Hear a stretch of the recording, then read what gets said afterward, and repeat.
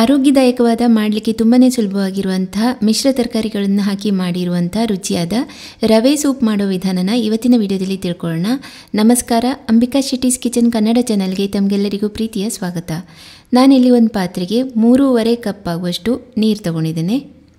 ಸುಮಾರು 3/4 ಲೀಟರ್ ಆಗುವಷ್ಟು ನೀರು ತಗೊಳ್ಬೋದು. ಇದಕ್ಕೆ 2 ದೊಡ್ಡ ಚಮಚ ಹಸಿ ಬಟಾಣಿ, 2 ದೊಡ್ಡ ಚಮಚ ಸಣ್ಣಗೆ ಹೆಚ್ಚಿರುವ ಕ್ಯಾಪ್ಸಿಕಮ್, 2 ದೊಡ್ಡ ಚಮಚ ಸಣ್ಣಗೆ ಹೆಚ್ಚಿರುವ ಬೀನ್ಸ್, 2 ದೊಡ್ಡ ಚಮಚ ಸಣ್ಣಗೆ ಹೆಚ್ಚಿರುವ ಕ್ಯಾರೆಟ್, ಹಾಗೆಯೇ ಮಶ್ರೂಮ್ ಕೂಡ 2 ದೊಡ್ಡ ಚಮಚ, ಕ್ಯಾಬೇಜ್ 2 ದೊಡ್ಡ ಚಮಚ, ಎಲ್ಲವುದನ್ನು ಸಣ್ಣಗೆ ಹೆಚ್ಚಿ ಹಾಕಬೇಕು. ಬಟಾಣಿ ಒಂದು ಬಿಟ್ಟು ಹಾಕಿ ನೀರಿಗೆ ಇದನ್ನು ಚೆನ್ನಾಗಿ ಕಲಕಬೇಕು. ಉಪ್ಪು 3/4 ಚಮಚ ಹಾಕಿದ್ದೇನೆ.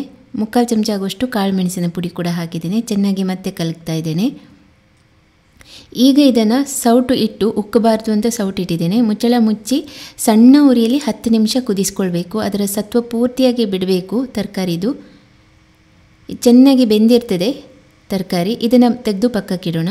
ಒಂದು ಸಣ್ಣ ಒಗ್ಗರಣೆ ಸೌಟಲ್ಲಿ 2 ದೊಡ್ಡ ಚಮಚ ಆಗುವಷ್ಟು ರವೆ ಹಾಕಿದ್ದೇನೆ. ಉಪ್ಪಿಟ್ಟಿಗೆ ಬಳಸುವಂಥ ರವೆ. ಇದನ್ನು ಒಂದು 3ರಿಂದ 4 ನಿಮಿಷ ಸಣ್ಣ ಉರಿಯಲ್ಲಿ ಎಣ್ಣೆ ಏನು ಹಾಕದೇನೆ ಡ್ರೈ ರೋಸ್ಟ್ ಮಾಡಿ ಇಟ್ಕೊಳ್ಬೇಕು. ನೀವು ಬಾಣಲೆಯಲ್ಲಿಯೂ ಕೂಡ ಮಾಡ್ಕೊಳ್ಬೋದು. ನಾನು ಕಡಿಮೆ ಪ್ರಮಾಣದಲ್ಲಿರೋದ್ರಿಂದ ಒಗ್ಗರಣೆ ಸೌಟಲ್ಲೇ ಮಾಡ್ಕೊಂಡಿದ್ದೇನೆ. ಈಗ ಬಾಣಲೆಗೆ 1 ದೊಡ್ಡ ಚಮಚ ಆಗುವಷ್ಟು ಬೆಣ್ಣೆ ಅಥವಾ ನೀವು ತೆಂಗಿನೆಣ್ಣೆನೂ ಹಾಕ್ಬೋದು, ತುಪ್ಪನೂ ಹಾಕ್ಬೋದು. ಇದಕ್ಕೆ 1 ಚಮಚ ತಲಾ ಶುಂಠಿ ಮತ್ತು ಬೆಳ್ಳುಳ್ಳಿ ಸಣ್ಣಗೆ ಹೆಚ್ಚಿರೋದು, ಸ್ಪ್ರಿಂಗ್ ಆನಿಯನ್ ಬಿಳಿ ಭಾಗ ಬಲ್ಬ್ ಇರ್ತದೆ ನೋಡಿ, 2 ತಗೊಂಡಿದ್ದೇನೆ, ಸಣ್ಣಗೆ ಹೆಚ್ಚಿ ಹಾಕಿದ್ದೇನೆ. ಚೆನ್ನಾಗಿ ಈ 3 ಬಾಡಿಸ್ಕೊಳ್ಬೇಕು ಬೆಣ್ಣೆಯಲ್ಲಿ. ಬೆಣ್ಣೆ ಹಾಕಿದರೆ ರುಚಿ ಜಾಸ್ತಿ. ನೀವು ತೆಂಗಿನೆಣ್ಣೆ ಅಥವಾ ತುಪ್ಪದಲ್ಲಿಯೂ ಕೂಡ ಮಾಡ್ಕೊಳ್ಬೋದು. ಇದನ್ನು ಸರಿಯಾಗಿ ಹುರಿದಾದ ಮೇಲೆ ನಾವು ಬೇಯಿಸಿ ಇಟ್ಟಂಥ ಕುದಿಸಿ ಇಟ್ಟಂಥ ತರಕಾರಿಗಳನ್ನು ಸೂಪ್ ಸಮೇತ ಹಾಕ್ಕೊಳ್ಬೇಕು. ಮತ್ತು ಪುನಃ ಚೆನ್ನಾಗಿ ಕಲಕಬೇಕು. ಇದರಲ್ಲಿ ಒಂದೆರಡು ನಿಮಿಷ ಹಾಗೆ ಬಿಟ್ಟು ಸ್ವಲ್ಪ ಕುದಿ ಬರಲಿಕ್ಕೆ ಸ್ಟಾರ್ಟ್ ಆದ ಕೂಡಲೇ ಹುರಿದಿಟ್ಟಂಥ ರವೆನ ನಾವು ಹಾಕಿ ಕಲಕಬೇಕು. ರವೆನ ಹಾಕುವಾಗ ಸ್ವಲ್ಪ ಸ್ವಲ್ಪನೇ ಹಾಕಿ ಕಲಕ್ತಾ ಹೋಗಬೇಕು. ನಿಮಗೆ ನೋಡುವಾಗ ಪ್ರಮಾಣ ಕಡಿಮೆ ಇದೆ ಅಂತ ಅನಿಸ್ಬೋದು ರವೆದು. ನೀವು ರವೆನ 2 ಚಮಚ ಆದರೂ ಕೂಡ ಅದನ್ನು ಹಾಕಿ ಕಲಕ್ತಾ ಹೋಗುವಾಗ ಈ ಸೂಪ್ ಸ್ವಲ್ಪ ದಪ್ಪ ಸ್ಥಿರತೆಗೆ ಬರ್ತದೆ.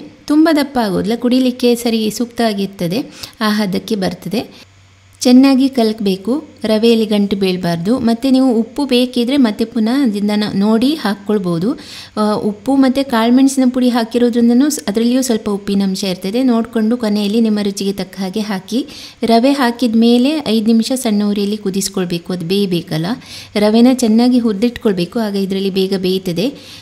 ಸೂಪೀಗ ಆಲ್ಮೋಸ್ಟ್ ರೆಡಿಯಾಗಿದೆ. ಕೊನೆಯಲ್ಲಿ ಇದಕ್ಕೆ ಸ್ಪ್ರಿಂಗ್ ಆನಿಯನ್ನ ಹಸಿರು ಭಾಗನ ಸಣ್ಣಕ್ಕೆ ಹೆಚ್ಚಿ ಹಾಕಬೇಕು. ಸ್ವಲ್ಪ ಹಾಕಿದರೆ ಸಾಕು. ಹಾಗೆ ಸ್ವಲ್ಪ ಸಣ್ಣಗೆ ಹೆಚ್ಚಿರೋ ಕೊತ್ತಂಬರಿ ಸೊಪ್ಪು, 1 ದೊಡ್ಡ ಚಮಚ ಆಗುವಷ್ಟು ಲಿಂಬೆ ರಸ ಹಾಕಿ ಚೆನ್ನಾಗಿ ಕಲಕಿದರೆ ರುಚಿಯಾಗಿರೋ ರವೆ ಸೂಪ್ ರೆಡಿ ಆಗ್ತದೆ. ಮಕ್ಕಳು ಕೂಡ ಇಷ್ಟಪಟ್ಟು ಇದನ್ನು ತಿಂತಾರೆ. ಇದರಲ್ಲಿ ಎಲ್ಲ ತರಕಾರಿಗಳಿರೋದ್ರಿಂದ ಪೌಷ್ಟಿಕತೆಗೆ ಏನು ಕಡಿಮೆ ಆಗೋದಿಲ್ಲ.